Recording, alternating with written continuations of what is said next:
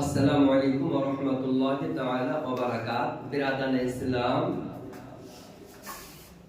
এক শ্রেণীর পাগল বেরিয়েছে, মৃত্যু ব্যক্তি মারা গেলে তার ইসানে সওয়াবের উদ্দেশ্যে তার বাড়িতে কোরআন খানি, ফাতিহা খানি করা যাবে না, ভাড়া করে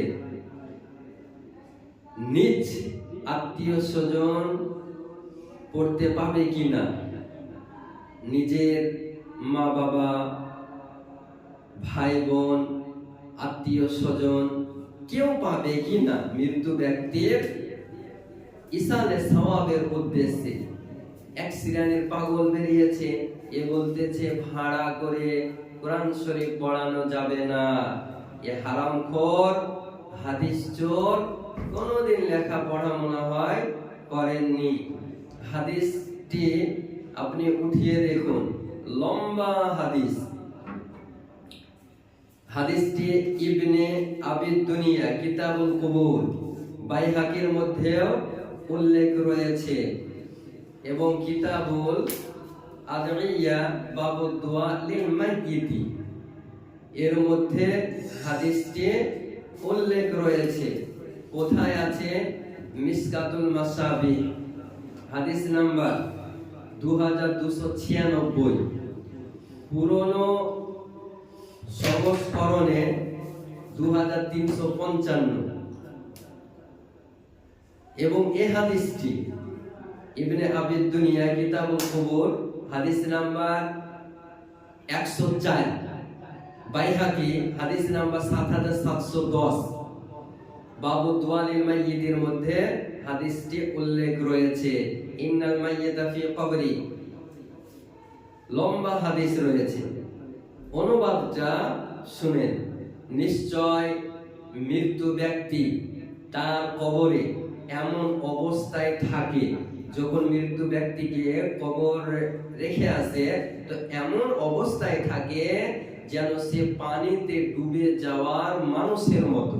একজন মানুষ যদি পানিতে ডুবে যায় তাহলে চিৎকার করবে সাহায্য করার জন্য, তো এই রকম ওই ব্যক্তি ডুবে যাওয়ার মতো সাহায্যের জন্য আর্তনাদ করছে, সাহায্যের জন্য তিনি চাইছে, সে অপেক্ষা করে তার বাবা, মা, ভাই অথবা সন্তানের পক্ষ থেকে কোনো দোয়া তার কাছে পৌঁছাবে।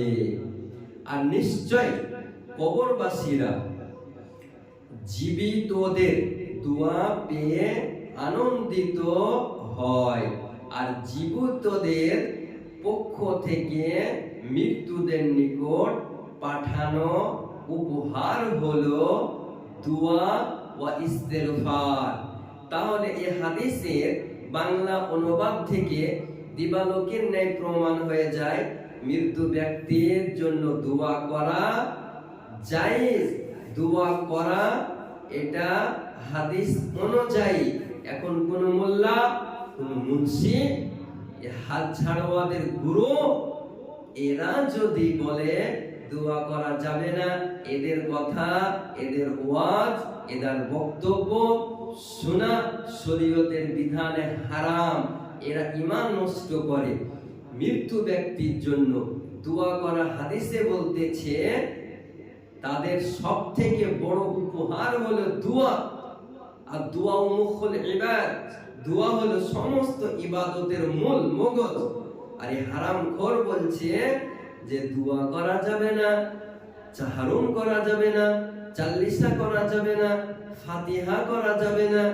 কিন্তু একজন মৃত্যু ব্যক্তি দোয়া পেয়ে তার মা বাবার কাছ থেকে, ভাই, বন্ধু, সন্তানের পক্ষ থেকে দোয়া জন্য আশা রাখে, অপেক্ষা করে যে আমার জন্য হয়তো দোয়া করবে।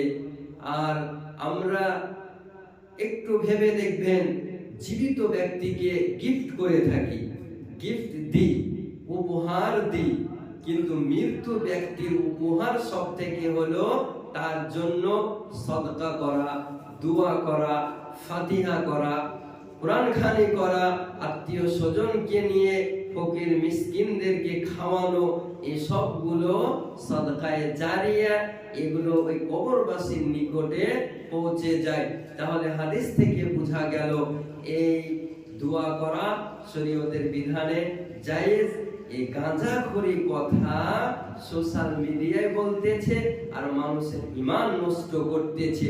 এই ইংরেজদের দালাল, ইহুদিদের এজেন্ট, এদের কথা, এদের বক্তব্যের উপর আমল করা শরীয়তের বিধানে যাবে না, যাবে না, যাবে না। সতর্ক থাকতে হবে। আপনার ঈমান হলো সবথেকে মূল্যবান।